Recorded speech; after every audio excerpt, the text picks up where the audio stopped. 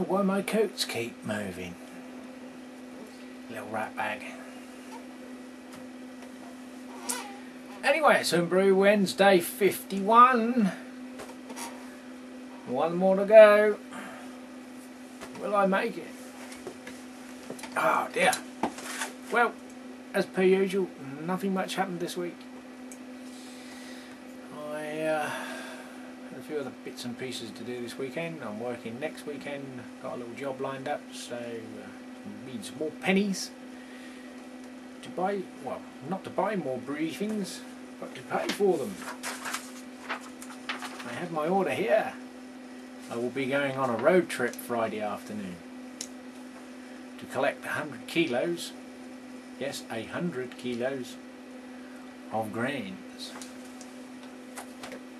So that should keep me busy for a while. Still got to order some more adjunct grains from other specialist suppliers, but the bulk based malts are all coming from one place, so I've got 4 bags on order. Bought, paid for, just got to go and pick it up from the wholesalers on Friday. I've also found a cheap supply line for the Cooper's pet bottles.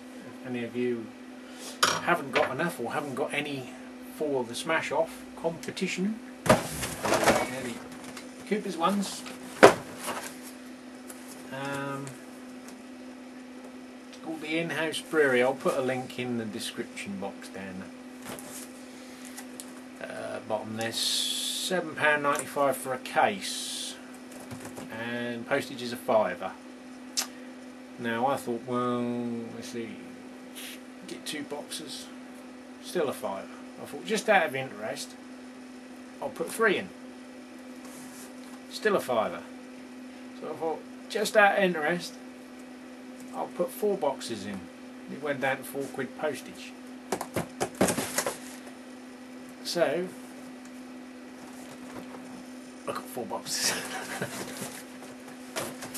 So they work out at 37 point something pence each. £4 postage. I thought those come in handy for beer mails and such like. And they're quite handy if you just use one in the batch, just so you can give it a squeeze, because you know how we like to have a little squeeze, just to see if the carbonation's there. Talk of carbonation, it's homebrew time. No, I don't think it was leaking. I just got a malty smell. Might be a bit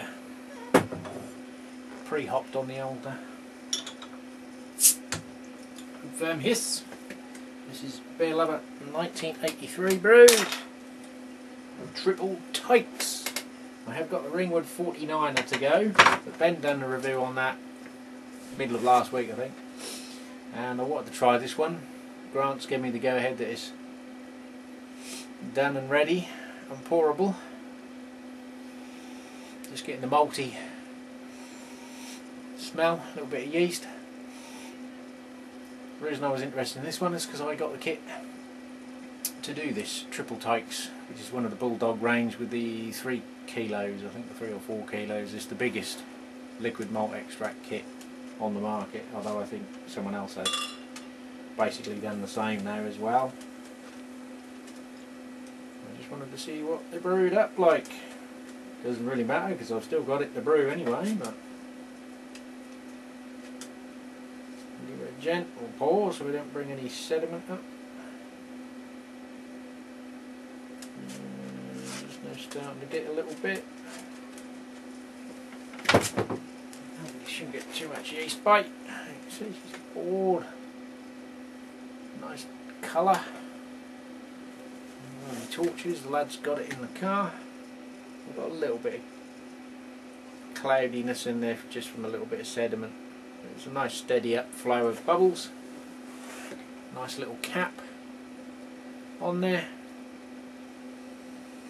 No, I think you do get a little pack of hops with it, or hop tea bag. I think it's one of the little hop tea bags. It's not the isomised hop powder, which just gives you the bitterness, but no, just smelling the malts there. Smells very similar to the winter ale. Not quite as strong as that. No. The difference is this one's produced a head that stays.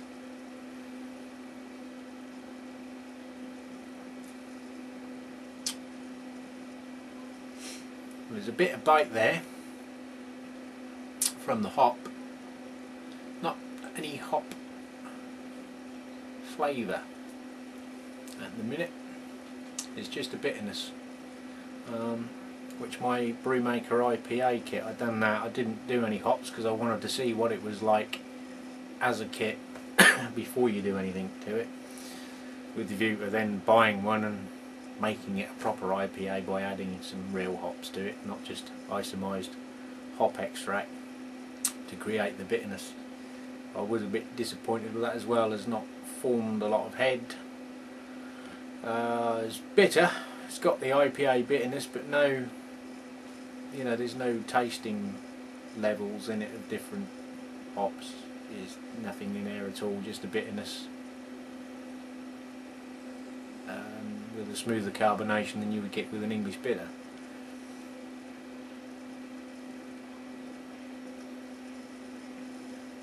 But this, yeah, it tastes more of a,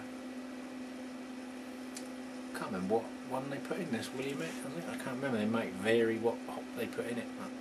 I know they give you different methods of putting it in the secondary draw, putting it in the fermenter, or mixing it in as a hop tea.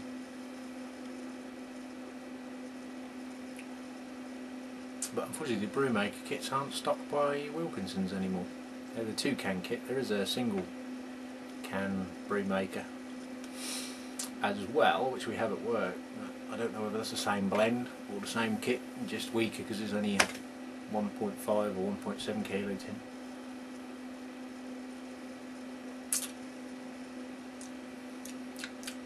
Yeah, there's a bitterness there, there's a little bit of malt, there's a little after sweetness. I mean, it's not a bad beer, it doesn't smack you in the face as a homebrew. Hasn't got that, quite got that hum. It's got a little bit of that homebrew aroma, but not the twang, the kit twang that everyone sort of says. Which I think is a combination of all sorts of things, it being in a tin, it being a kit, the yeast they use. I think Grant brewed this straight, same, you know, straight out of the packet. There's a bitterness too there. It's not a stringency bitterness, it is a hoppy bitterness. It's not got the sort of tangy bite that the IPA kit I brewed is. This is more palatable, considering this is sort of just coming up to being ready.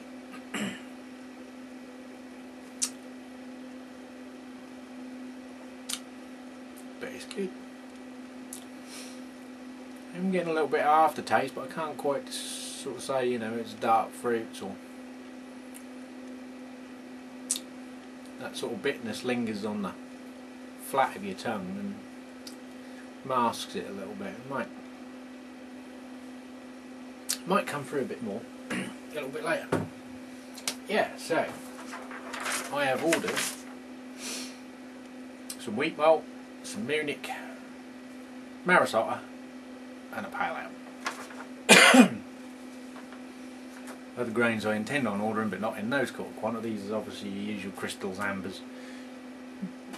I want to go for the Caraffa's Special B and Aroma malts at a later stage. I'm going to do a few British ales first, and then have a little play with some Belgian ales.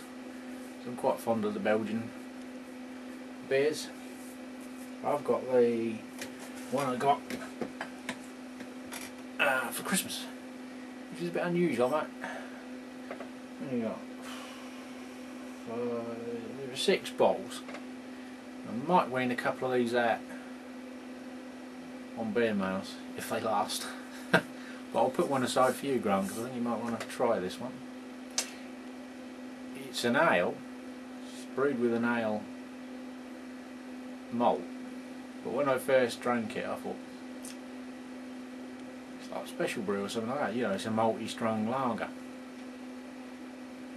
And despite the little hop gremlin, and all their hoppy. If you go on their website, they got a little sort of Mario Brothers type troll game, or sort of cartoon land with all these little trolls squiggling about on some little game site. So you'd think it's gonna be, you know, like an American hoppy IPA or something, but it's quite mellow. It's 7% in a 25 centilitre bottle, so it's not messing about. Yeah, if one lasts, you might find one in your beer man. Brew kettle wise, I still have me flange sitting here. Haven't had a chance to do anything with the project Kettle, or HLT as that one will be. I did email the guy who's manufacturing stainless steel welding bosses, and he's been good enough not to respond back to the email. So I'll have to try again, because I'm thinking of ordering 2, possibly 4 of the stainless steel bosses that will weld in to the side, and you can screw those immersion heaters in. Pretty sure I've got someone I can get to do professional stainless steel welding. I have got to contact them, but fingers crossed. So I might, if I do get the go ahead, I may get some 1/2" BSP sockets to weld in, so that you can use a male threaded tap screwed straight in, and if you want to put a male threaded coupler on the inside with a 15mm compression fitting to fit your dip tube or hop strainer or pickup pipe, whatever you may choose to put in, they'll just screw straight in on the back. May or may not happen, that bit, but depends on whether I can get them without sort of racking the price up of the build.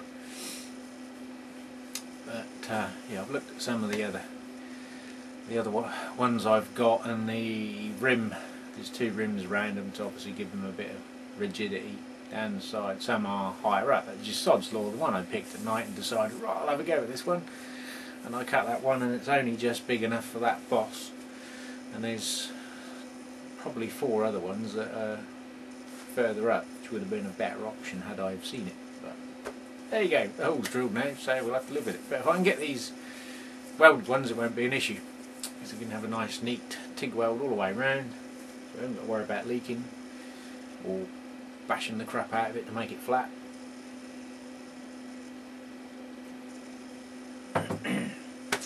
So that is on the to-do list. So there will be possibly 4 converted to electric,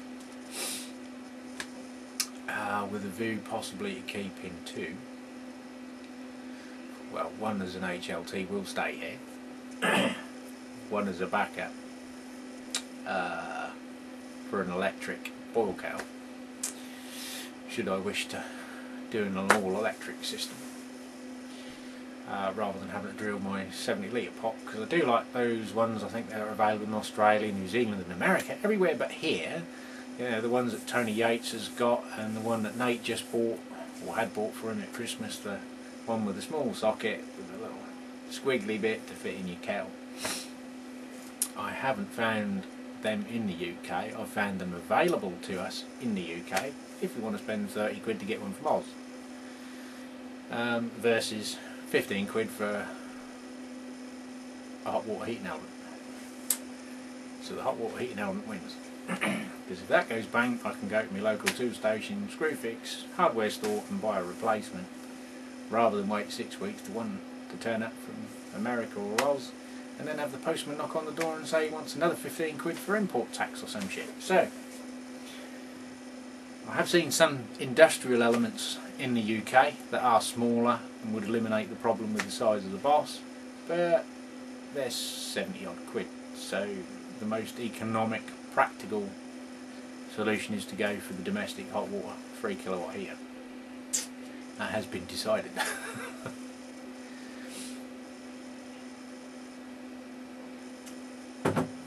So that is really pretty much it. Don't leave your coat lying on the back of a chair, because the dog will sleep in it. If you want some cheap Cooper's beer bottles, look in the comments box, or above the comments box, the information, the about box, and I'll put the link for the website or the web page if you need to get any cheap Cooper's bottles. And should you want a 50 litre brew kettle, PM me, because I'll have some surplus. Anyway, I'm going to cut you all loose and catch you for next week's one, which is what, 52.